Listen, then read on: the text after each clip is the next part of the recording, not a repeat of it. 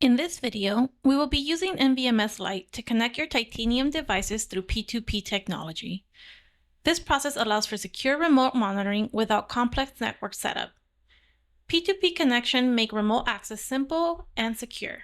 Key benefits include no port forwarding needed, which skips complex router setup, works anywhere, easily connects devices across different networks, encrypted direct link keeps your footage secure. With P2P, your titanium system stays accessible without compromising security. By the end of this demonstration, you'll be able to locate your device's P2P credentials, add devices to NVMS Lite, and verify successful connections. Before we begin, make sure you have 3 things ready. First, you'll need your device credentials. There are 2 ways to find them. One is the sticker method. Simply check the label on the top of your recorder for the QR code. The second method is the menu. Log into your device's interface, go to Settings, then Network, then NAT, and you should be able to find the digital QR code. Both codes work the same. Just ensure your device shows successful connection status in the NAT menu before proceeding. If you don't see these, check your network connection before proceeding. Having trouble? Our support team can help you verify your device's online status. Second, you'll need the admin password you created when first setting up your recorder. And third, make sure NVMS Lite is open and ready on your computer. Now that we're prepared, let's walk through the actual P2P connection process in NVMS. Once you're logged into NVMS, you're going to go ahead and select Resource Management at the top. Next, you'll select Add,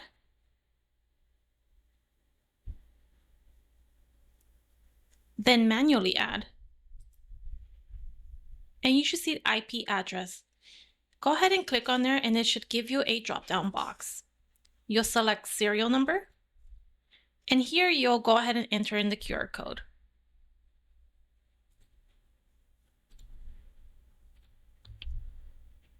Next, you're going to go ahead and enter in the password and click Test.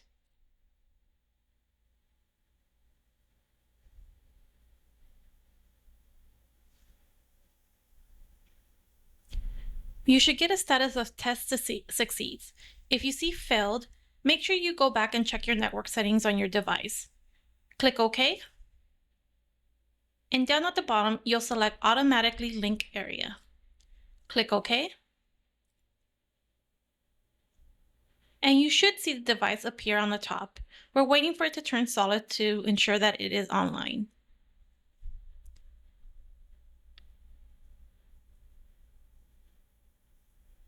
If you scroll down to the right, you should get an online status. You are now ready to go.